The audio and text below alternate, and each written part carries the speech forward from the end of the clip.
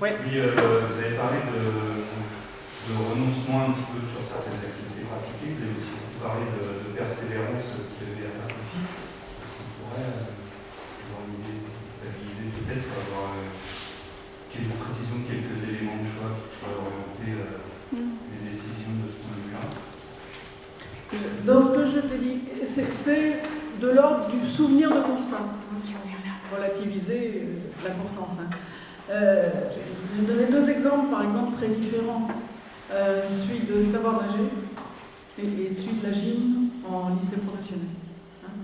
Je pense que c'est intéressant de regarder. On ne peut pas, du point de vue des missions de l'éducation nationale, renoncer à ce que tous les élèves sortent du système éducatif en sachant nager. C'est très coûteux, à tout point de vue d'ailleurs. Parce que ça veut dire si on n'a pas la complicité du directeur de piscine, et si on n'a pas, avec les autres collègues, etc., un terrain d'entente, on ne peut pas. C'est pas chaque collègue qui est renvoyé à ça, c'est une mission. Mais je trouve que c'est notre devoir. Moi, à chaque fois qu'il y a un monde qui se noie, je me dis, on n'a encore pas fait notre devoir. La louche, c'est pas si simple que ça. Il y a plusieurs façons de se noyer. Mais reste que, voilà, il y a des savoirs comme ça où je dis, faut pas renoncer, quoi. La gym, franchement, je pense que c'est quand les mômes sont petits qu'il faut en faire. Et là, je pense que c'est vrai pour les filles et pour les garçons. Parce que les garçons de seconde, pas non plus faciles à manier. Voilà. Est-ce qu'au-delà, il y a des principes pour guider ça? Oui, moi je pense qu'il faut des distributions d'activités. Là, je rejoindrai assez volontiers Pierre Parlon. Il y a des distributions d'activités qu'il faut respecter. Je ne trouverais pas normal que des élèves la même année. Mais je suis très soucieuse de ce que veut dire 2 heures de PS. Dans les dysfonctionnements qu'a pointé Bertrand, je crois, ce matin, il n'y a que les textes et quelquefois les devoirs de concours, et c'est normal, sont rédigés sur la base d'une EPS qui serait comme il faut. On aurait 5 heures, on aurait des installations. On dirait qu'on a 5 heures, on dirait qu'on a des installations. Sauf que 2 heures en lycée professionnel, il faut bien voir ce que ça veut dire. Et donc, je prends, à chaque fois qu'on m'interroge, je prends cet exemple-là. Si je devais faire une programmation avec des secondes de lycée tertiaire professionnel, c'est-à-dire principalement des filles, je veillerais à ce qu'elles aillent dehors. Je ne sais pas quelle activité, mais à ce qu'elles aillent dehors.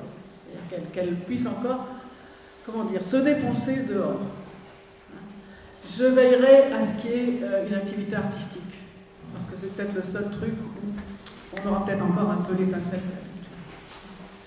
Et je ne renoncerai pas à ce qu'il y ait une activité d'opposition. Laquelle, ça, je ne sais pas, ça dépend des installations, ça dépend de plein de trucs, mais je ne renoncerai pas, si possible collective. Alors, il m'arrive de dire que, par exemple, ça m'est arrivé en inspection, de voir une collègue en lycée professionnel, précisément en Seine-Saint-Denis, qui faisait du hand. À la fin, elle me dit, je suis nulle, madame, j'y arrive pas. Ouais, je me dis peut-être qu'avec vos élèves à cette époque-là, si elles n'en ont pas fait avant, et si vous vous sentez nul, c'est peut-être pas le hand qu'il faut choisir, quoi. Donc il y a en plus des coûts d'activité, du point de vue de la compétence du prof, des installations, de la classe et de l'activité elle-même. Par exemple, moi je préfère le hand au basket à titre personnel. Mais je dis aux profs, le hand c'est encore plus loin que les filles. Le hand c'est encore plus long. Le ballon est petit, il fait mal, le terrain est long. En basket, vous avez une fonction de l'esthétique, le tir en basket et le tir en hand, c'est pas la même chose. Du point de vue de l'imaginaire. On voit bien comment l'équipe de France de basket, la fonction d'esthétique est forte là-dedans. Alors regardez bien les distributions sociales, vous verrez que c'est pas forcément bien ça. Donc, vous voyez, il y a des paramètres dans les choix qui fait que je ne suis pas du tout en mesure de dire il faut faire ci, il faut faire ça. Si, il faut faire de la natation en 6e, ça je suis sûre, il faut faire passer un test à tout le monde pour savoir s'ils ont appris, enfin s'ils se souviennent qu'ils ont appris en primaire ou pas. Il y a des trucs où je peux être très affirmative et d'autres où c'est plus difficile. Une remarque ici. Je suis en lycée polyvalent, en banlieue, à Sarcelles. Donc j'ai des lycées pro, des classes professionnelles, et des classes générales, S, ES, donc notre élite à nous. Et j'ai beaucoup plus de mal à faire progresser les élèves scientifiques dans les bonnes classes que les classes de pro où j'ai peut-être moins de filles que de garçons. C'est pour ça. Ah, c'est du pro-industriel. Quand je vous entends parler des classes de pro, moi j'ai bien dit pro-tertiaire. Ah, pro-tertiaire, oui, alors oui, ça va être plus. Les filles. Mais c'est vrai que même que ce soit au niveau moteur ou autre, j'ai plus de mal avec les classes. Alors est-ce qu'il faut là pour les gens à l'esprit, mais ça paraît aussi dans des banlieues, parce que ça met excellente classe des banques, mais c'est un concept qui est fait depuis des années. Elle travaille très bien, mais au niveau de la progression, je ne veux pas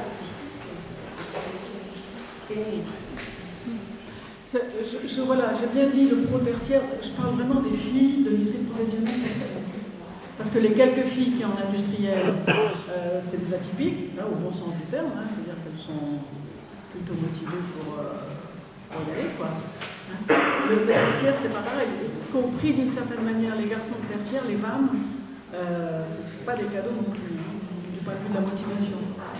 Par contre, ce que tu dis sur les scientifiques, c'est à prendre. Voilà. J'entends ce que tu dis. Il y avait deux questions, une là, une là. Donc moi, c'est une question. Vous avez parlé, il y a certains enseignants qui ont écrit, notamment, qui ont précisé qu'il y avait des âges un petit peu décisifs pour acquérir certaines conduites motrices, pour reprendre un peu le vocable de Pierre Parleva. Vous avez aussi parlé de classes décisives dans votre exposé, notamment sur la classe décisive, d'après ce que j'ai compris. Et donc, par rapport au savoir nager et à ces âges de décisifs, etc., j'aimerais avoir votre avis sur la volonté qu'il y a actuellement de restructurer les cycles, et notamment de créer un cycle CM1, CM2, 6e. Et par rapport à ce cycle-là, comment est-ce que vous imaginez-vous en fait l'application du professeur de PS donc secondaire dans ce nouveau cycle? Comment est-ce que vous avez imaginé comment ça peut se mettre en place? Et notamment, vis-à-vis du savoir nager, est-ce que, voilà, dans quelle mesure c'est une avancée, un recul voilà. Honnêtement, je ne sais pas.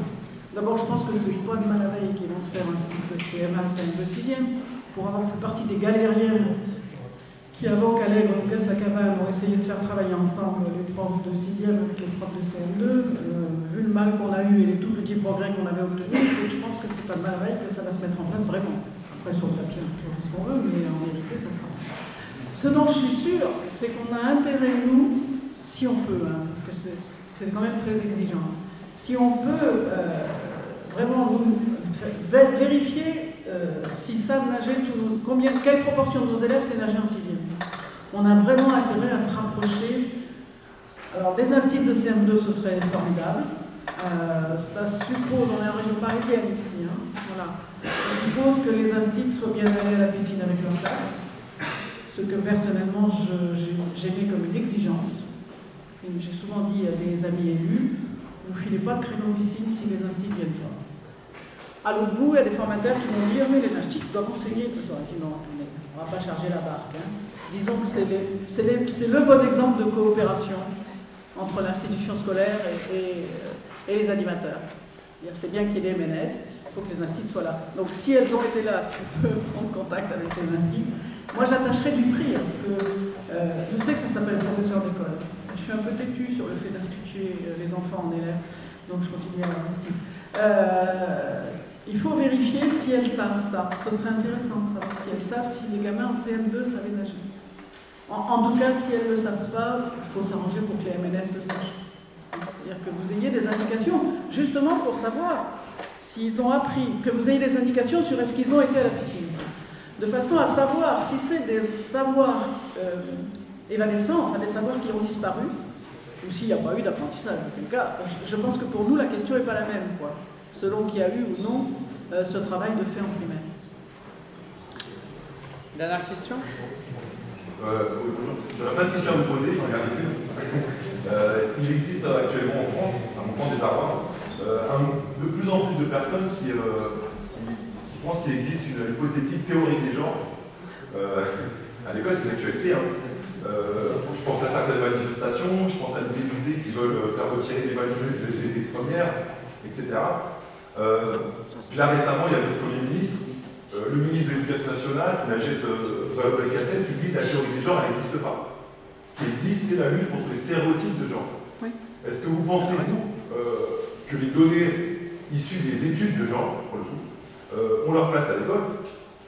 Plus précisément, est-ce qu'on doit dire en éducation à la sexualité qu'il peut y avoir des orientations sexuelles différentes, que l'identité sexuelle n'est pas innée, mais se construit socialement?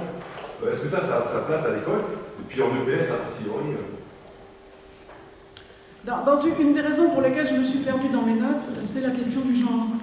Parce que j'ai beaucoup travaillé avec l'équipe qui a fait le contre-pied auprès du SNEP. J'ai été très souvent déstabilisée. Moi, je ne l'emploie pas parce que je ne sais pas l'employer. C'est pas parce que je pense que ça n'existe pas, les études de genre. Je vois bien qu'il y a plein de gens qui travaillent et qui disent des choses intéressantes. Simplement, moi, je n'arrive pas à m'y retrouver.